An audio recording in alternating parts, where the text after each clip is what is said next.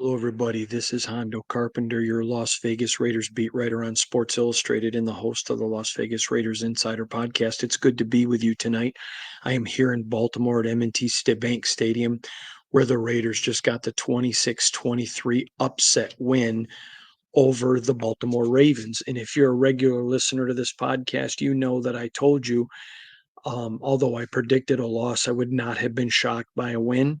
And I'm not shocked. This team had a chip on their shoulder, but I knew the Ravens would too. But it was a much bigger chip by the Raiders. And I'm going to tell you, for the first 6.5 quarters of this season, the offense has looked terrible. If they had been arrested for being an NFL offense, there would not have been enough evidence to convict them. But they kept being resilient. Now, I want to go back and I want to touch something because I think it's really important.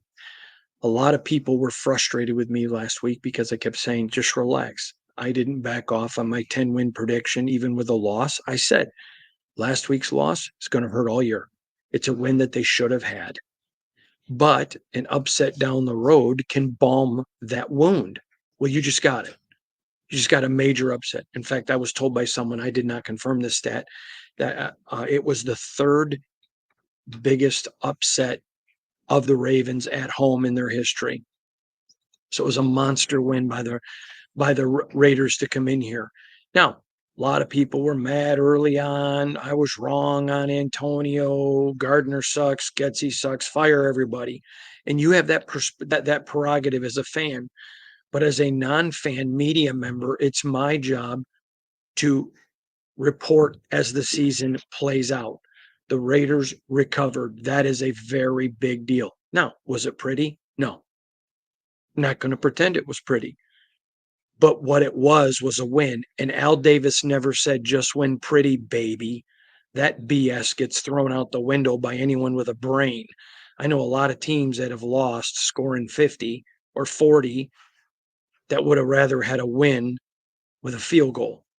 What matters is the motto of the Raiders is just win, baby. They want these slobber knocker, ugly, fist fight, old school, brutal mentality games. They love this. They feast on it. This is who they are. This is their identity. I don't know that we'll ever, well, maybe next week because Carolina, if they were a college team, would schedule themselves for homecoming. I mean, they're terrible. But other than maybe next week, I don't know that you'll see a pretty game unless you're like me and think football is only predicated on winning, in which case winning is pretty. Let's talk about some of it. And again, I want to reiterate, first 6.5 quarters of this season, ugly. Okay, let's go right to the ugly. They want to be a run first team and they ran for 27 yards. However, they were at 12 when they started the comeback. Most of the yardage came at the end when they were just trying to eat out the clock. So the point I want to make to you is there is so much room for improvement here. AP, I asked him about it in his post-game press conference. I put the audio and video up. You can go listen or watch. But AP talked about there's a lot of meat on this bone. You feel good about a win, but man, this team has room to get a lot better. If you're a Raider fan tonight, I did a discussion with you, a podcast earlier in the week on reasons for optimism.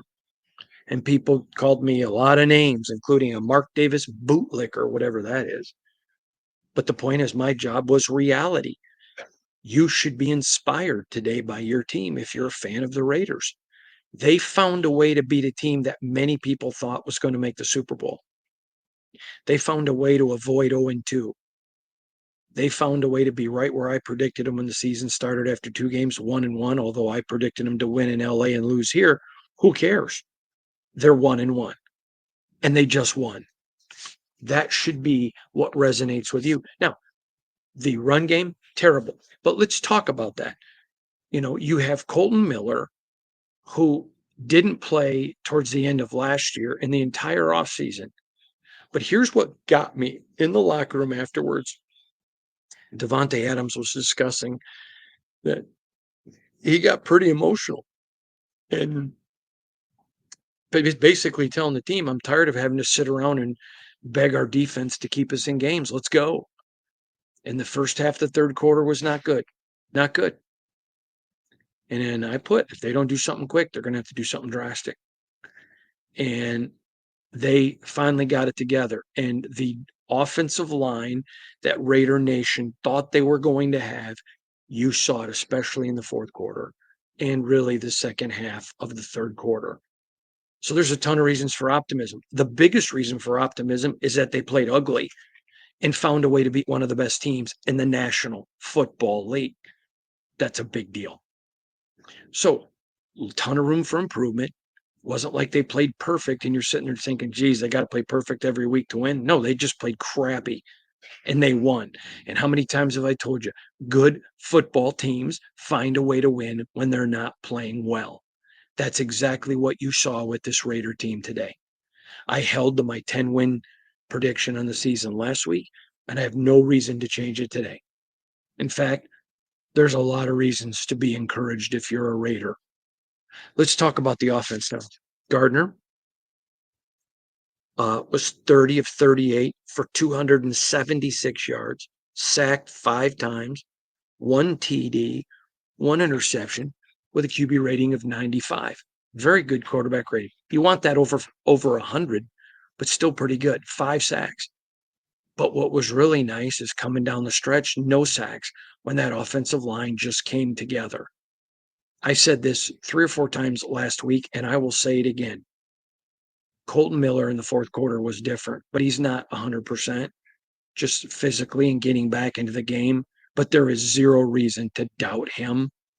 I saw people taking cheap shots at him on social media. That's just stupid, completely ridiculous. As if you could take almost a year off of your job and come back and instantly be where you're at. No way. But he just kept fighting. I really credit the coaches who just stuck with him. Hey, we know who you are. We believe in you. You're going to be fine. And Colton Miller was very good coming down the stretch. That should be encouraging to everyone. He's getting back. Remember last week I talked about getting into game shape and what that means. You can be in shape, but game shape is different than in shape. And that's a very big deal and something that you need to talk about and something you need to think about when you're evaluating players. Robert Spillane, what a game. Spills just crushed it. Max Crosby played like a demon.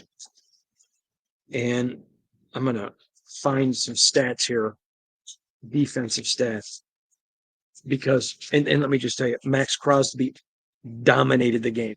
AP said it afterwards. He was the best player on the field today.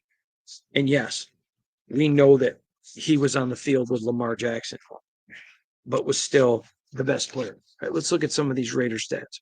Okay. Spills, he had 8 tackles. Big day for him. Crosby, 5 tackles, 1 assist. Get this, 5 tackles, 1 assist. He had a combined where he had for a combined 6 tackles. I'm sorry, Spills had 10, but he had 2 sacks for 15 yards and 4 tackles for a loss. Divine Diablo, 6 tackles. Trayvon Merrick, just a big day. I told you guys how big Adam Butler was going to be today.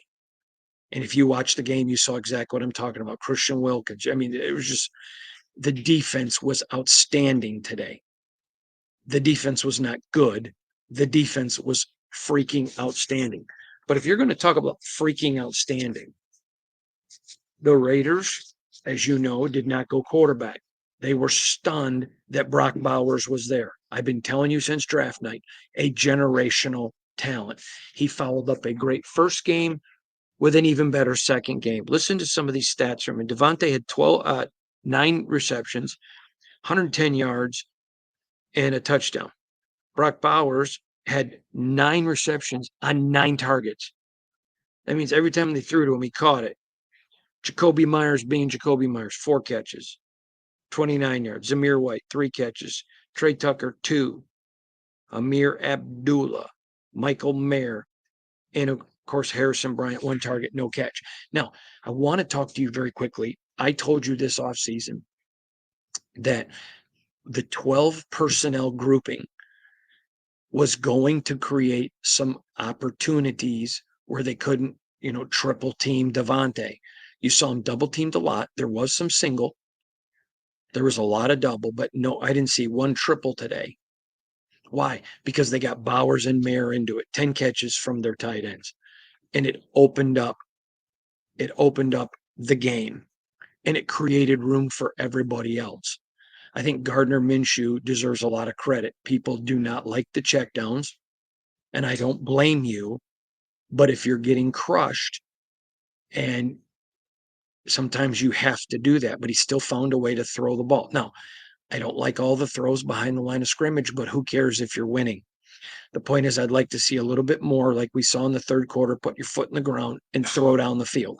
I think that's important. I think that's very important. But what we take today from this event, from this football game, is Raider Nation has a team that's in the image of Antonio Pierce. They are rugged. They are rugged. Antonio Pierce may not look like a head coach. He may not act like a head coach, meaning all the coach speak. But I'll tell you what he is. He's a head coach. Drop the mic. And this team is reflecting of him. This team looks like an old school Raider. Now, penalties were preposterous today. That has to be fixed. It was absolutely ridiculous, the amount of penalties today. I'm trying to find them here. Give me just a second if you don't mind. But the penalties were absolutely atrocious.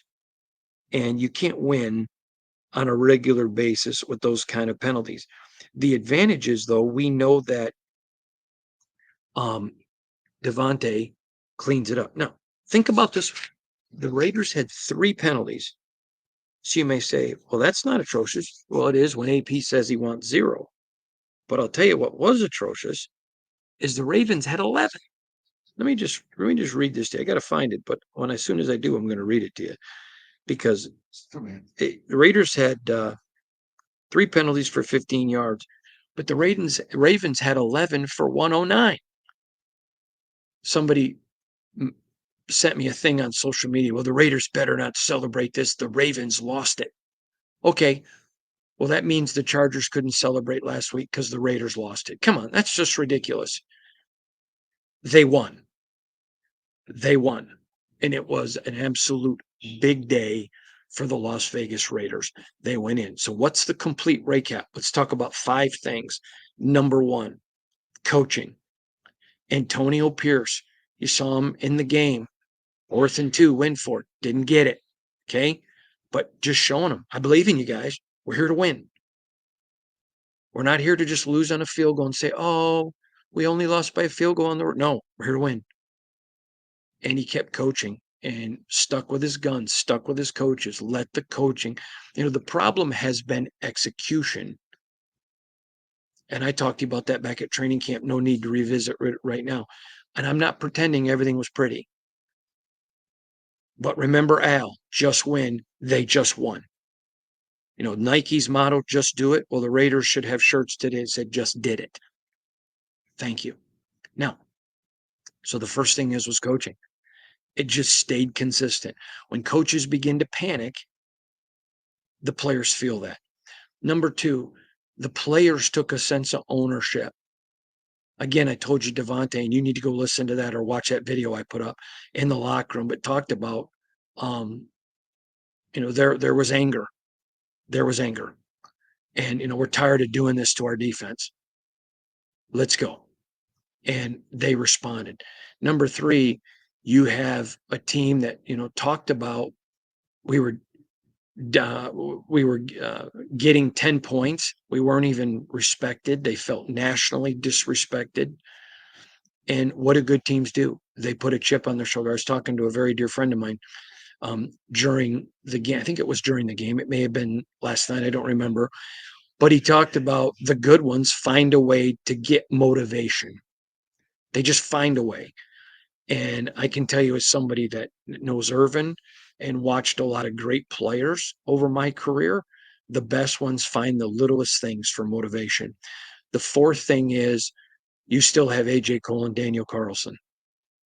And man, does your special teams look really good. But lastly, you have, and I've been telling you this the entire offseason, a tight team. Nobody quit. Nobody pointed fingers. The defense was, I mean, there was one time where Gardner threw a terrible interception, and he would tell you that. And he comes off the field, and it looked like me when my father was building me up after a mistake. And he was in his face, and you know, we need you. Let's go. You're going to be fine. We believe in you. And you can't, most teams are a business. You don't find this. This goes back to today's game. Winning today's game goes back to all the guys showing up in preseason when no one was around, before OTAs, before mini camps, lifting weights. And I've been talking about it ad nauseum this offseason. This is where those days paid off. You saw some March, April, May, June, and July days win you a game in September today. Not only win you a game, it was an upset win. Not pretty, not pretending it was, but for the third time, just win, baby, not just win pretty. So, what's the complete recap? I think your Raiders found an identity, got a little bit of confidence in their belly now, coming home to feast on Carolina. Thank God for the schedule makers. They did them a favor. A get right game at home. And it's not really a get right because they got right today, but a game in front of their fans. AP talked about it after the game. AP talked about it after the game. Let's get Raider Nation. Let's show up. Be loud. Be proud. It's going to be a lot of fun. It's going to be a good one. So I think there was a ton of reasons for you to be encouraged tonight, Raider Nation. And the reality is you just found a way to win playing bad. That's even better because now you can go coach them harder because they got a little. See, when they lose, you got to be worried about their confidence. But when they win, you can ask anybody that's ever played Nick Saban or knows Nick Saban, and you all know that I you know, around him a lot. After a win, Nick was the biggest jackass. He really was. He would be brutal, angry, mad. I remember one time being in a basement.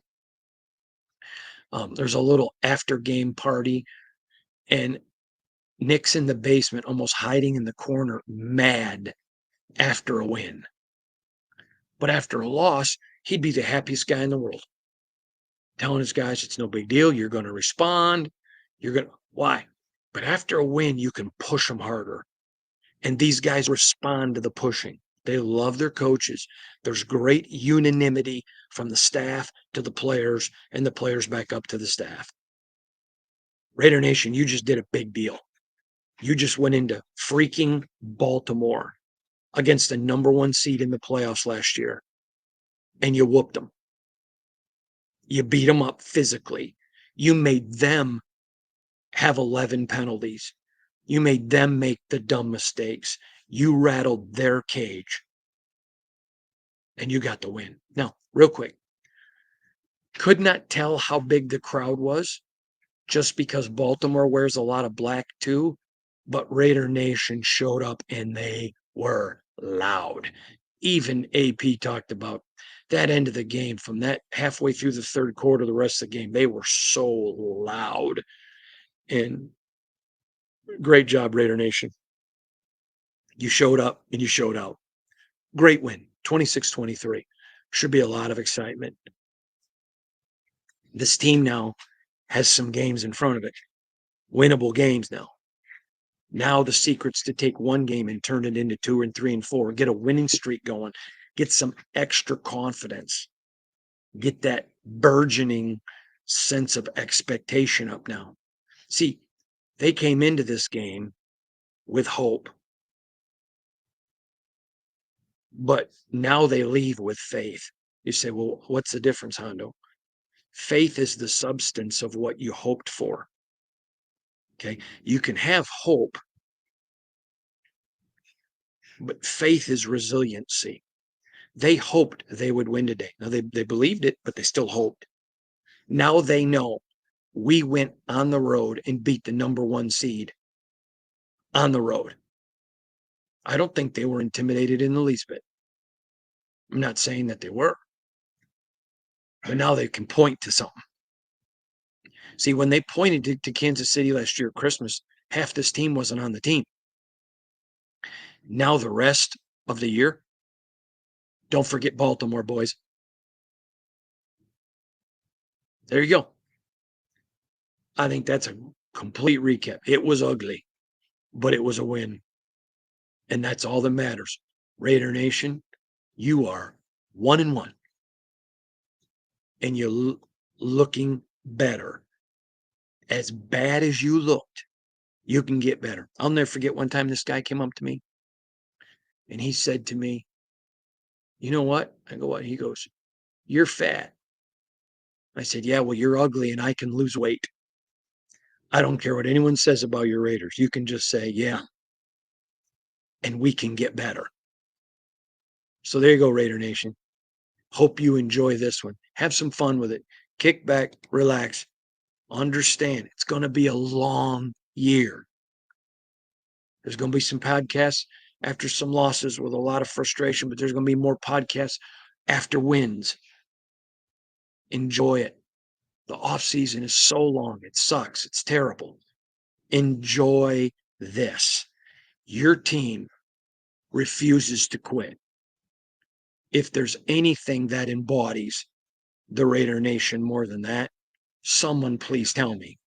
A winning, resilient, tough football team. Look that up in the dictionary. You know what it says? Sea Raiders.